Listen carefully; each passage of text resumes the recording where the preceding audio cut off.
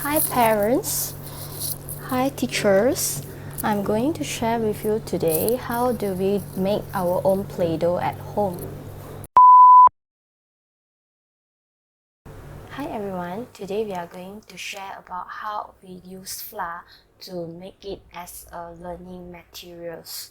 Okay, first thing, we actually can use flour to make as a messy plain materials. Messy plain, in another words, maybe we can call it as sensory play in terms of like their tactiles, or even some of that we include smell, fragrance, and else. Okay, let's start. Now we can give our child some flour. It is better to have one container like this, so your place, your house is easier to clean up later on. But if you don't mind, you can actually have a whole table for playing. Okay, first you can just have them to touch the flour. Normally this is quite suitable for toddler, but for some kids with tactile defensiveness or some tactile difficulties, they actually can use this as a medium for their sensory input. So first they can just have a free play. Okay, for for those who are already learning words and have some reading difficulties, we can also make this as a medium to teach them about phonics, about letters.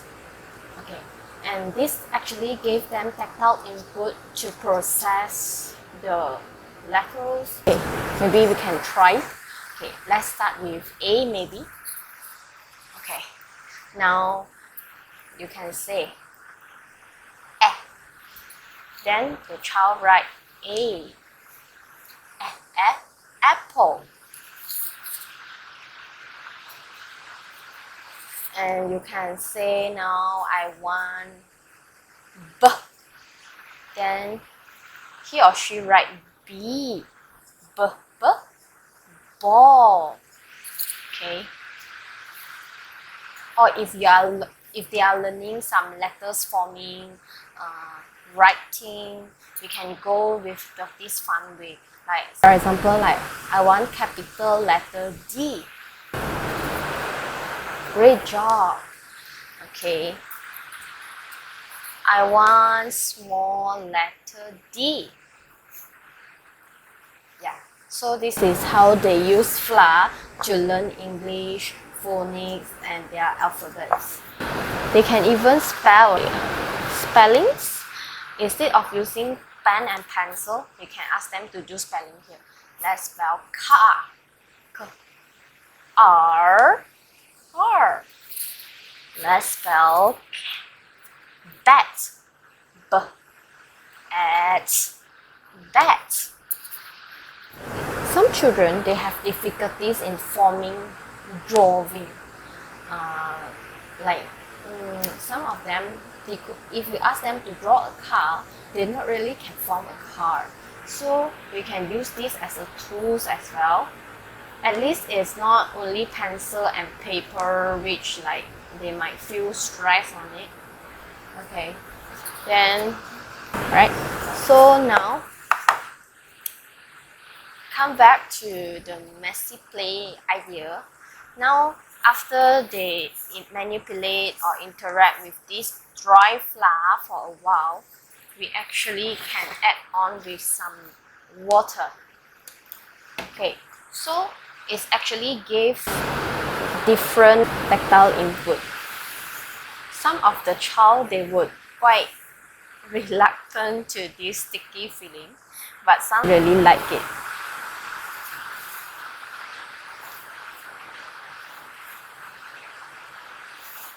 So they can play.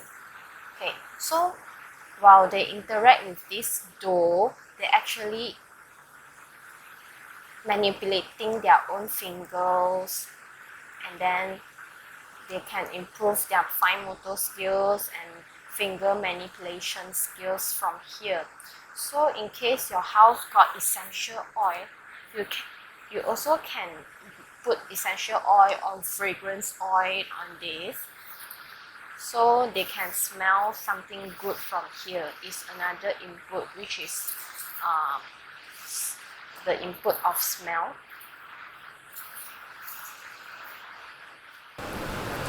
Okay, although this messy play seems like very easy and it involves very less tools, but it's actually giving fun time to the child. You can actually try. They would really enjoy it. And for those with tactile defensiveness, it also can serve as a purpose for intervention. At least they would have a little bit of exposure on that.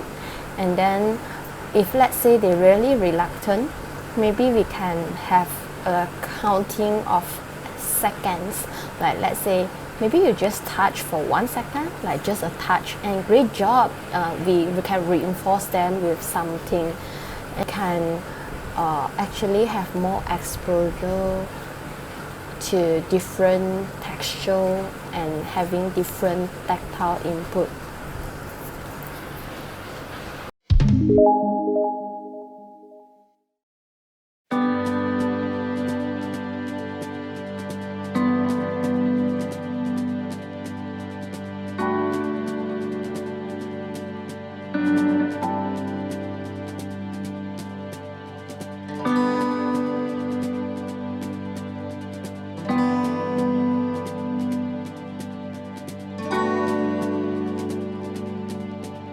There are some benefits here, which we can choose our own colors.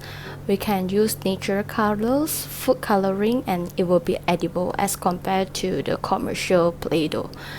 Alright, now these are what we have already prepared. So now we are going to start. Firstly, we would want to melt all the salt first. So we will pour all the salt inside this container. And then we add with hot water. Now we stir it until you found most of the salt already melt. If let's say you are working with your toddler, making this together with your toddler, could be this part you would have to do it by yourself.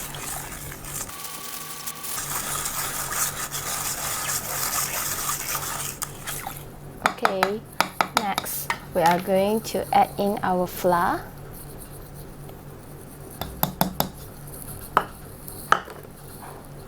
baking powder, 1 tablespoon of oil, and now we start stirring.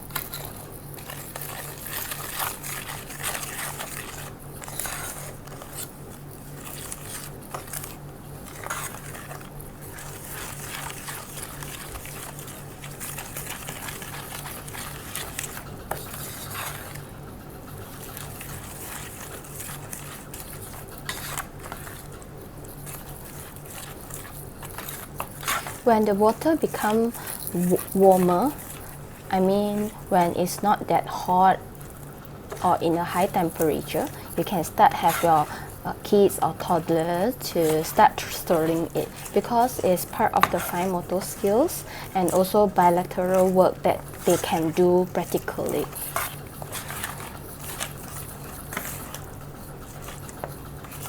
Okay, you see, with 1 cup of flour, it's still sticky.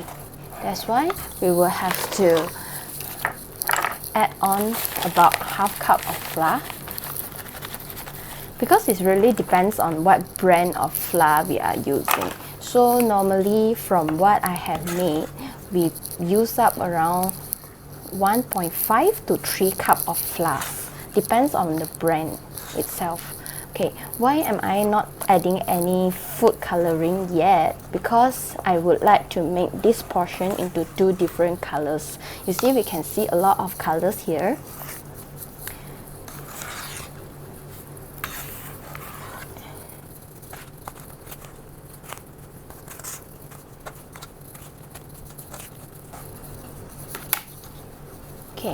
Actually now it's already cold. Now we keep adding the flour in order for it to form a dough.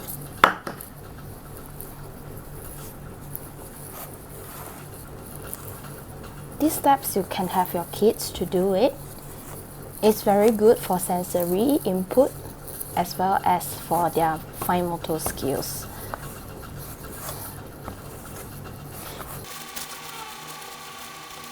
In case you wonder how much flour we need to add, you add until it's not sticky on our hand.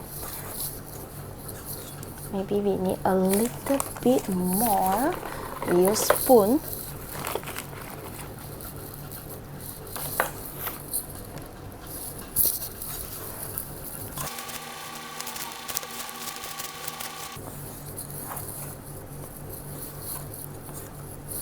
Oh yeah, the oil, if your house got baby oil, is better than a cooking oil. Okay, see, now it's no longer sticky to my hand. So now we can, depends on how many colors we want to make with one dough, we can spread it. Today we try to make yellow and green. Okay, so now we cut this into 2 parts.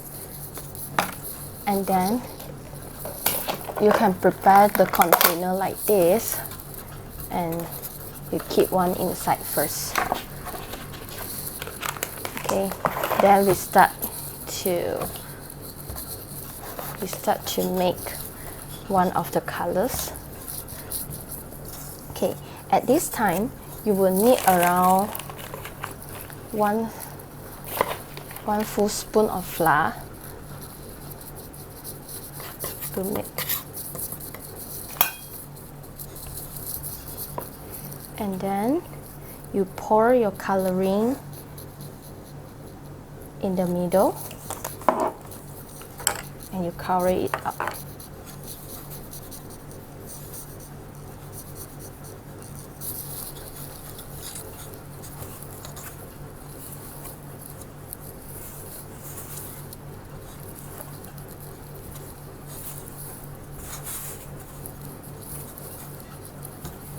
If let's say you wonder how much coloring you need to put, it really depends on your own preference.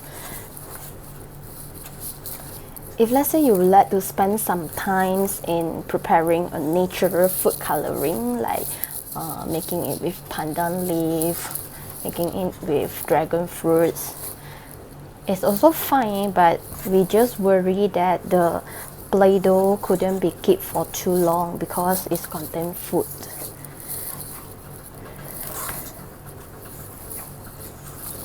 Okay, we are going to mix it until the colors go even and the dough is smooth.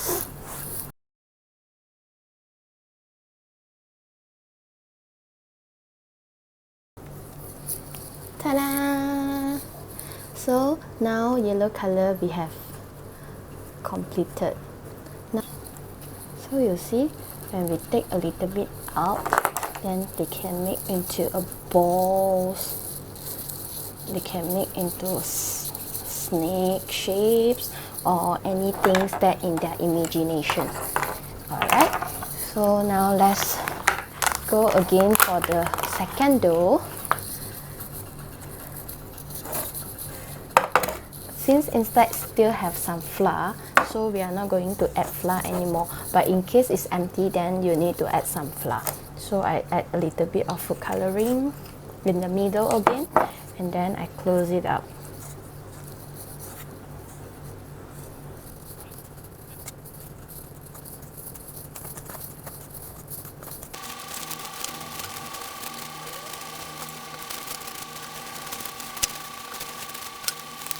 Okay, here we go. So it also can be made into a balls or any varieties way. Okay, how do you decide on how much flour you want to use? It really depends on the texture, the softness that you prefer. So if you want it to be tougher, then you have to add more flour. If you want it to be softer, then we not suggest to add too much. This Play-Doh we actually can keep about 3 months if we really keep in an airtight container. If this type sometimes is not really can keeping well, so sometimes I'm keeping it in an airtight container, is the Tupperware. Alright, so now just in a very short time we are able to complete 2 Play-Doh. So now your child can start to play with the Play-Doh.